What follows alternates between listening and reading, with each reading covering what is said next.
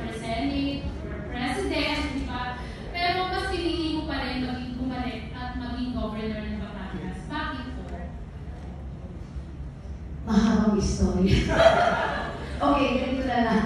Modesty aside, modesty aside. Ako po yatay na ano ka na tumakbo 4 na beses maging Vice President. Mula po kay Gibo, kay Mar Rojas. Pero nung that time na muna po akong inalo, ay papunta ako sa aking 3rd term as the mother of the province of as governor. Alam mo, ang gusto ko kasi priority ko yun. Hindi ko priority maging Vice President. Ang priority ko, tapusin ko yung 3rd term ko para matapos ko o mas matutuwa ko pa yung mga proyekto at programang ginagawa ko. Kasi hindi naman in 3 years tayo tapusin lahat. So, 9 years, kailangan yung aking programs and priority projects matapos ko. Kaya nung pinipilit ako to run for Vice President, I said, no, Madam, when kinausap ako ni President GMA, gusto ko pa rin po tapusin yung termino ko. You get me? So, it's not the position, Janice. It's the fulfillment kung ano yung tiwalang binigay sa akin na gusto ko lang ibalik sa kanila. Because working in the government is not easy. Believe me, 24 years, it is a sacrifice. Lalo na ako nanggaling ako sa show business. Kasi ang show business, ang trago sa'yo, Reyna, ang taas ng sweldo.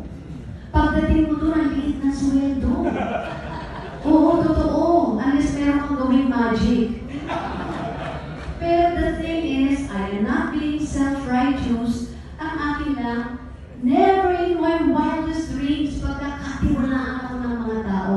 Pero yung tiwalang binigay nila sa akin to lead them as first woman mayor and first woman governor, Diyos ko, ang intention ko lang is ibalik ang tiwalang yun. I am not saying I'm perfect, pero in my own little way, baka naman it's better na yung tinatawag na how to say this, we can make a change.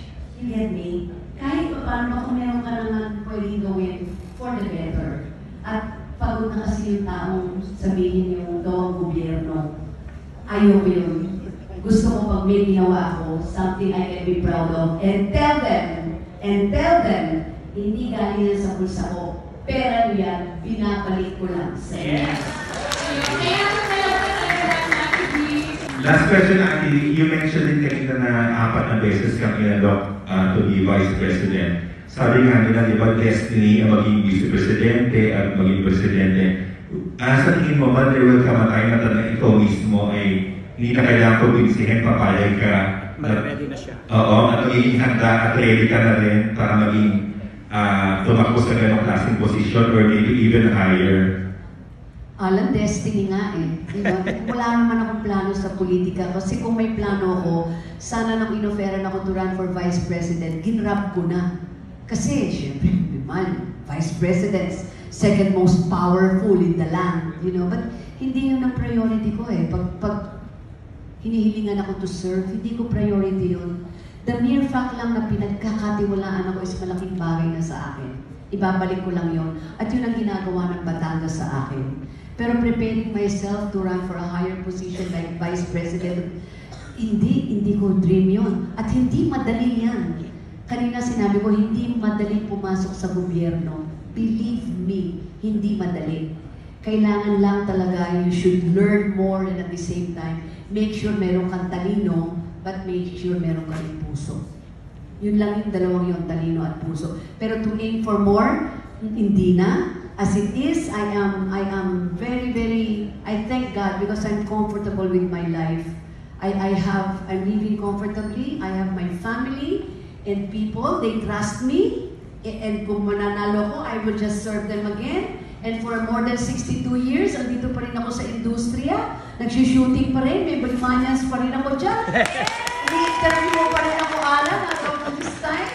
And then bibigyan pa ako ng libro. Ano pang hahanapin mo? Diba? So enjoy life. We only live once. So, enjoy life. Kung anong meron, tomorrow is another day. Kung anong meron ngayon and you know you do good, then do it. Kung hindi naman, then don't.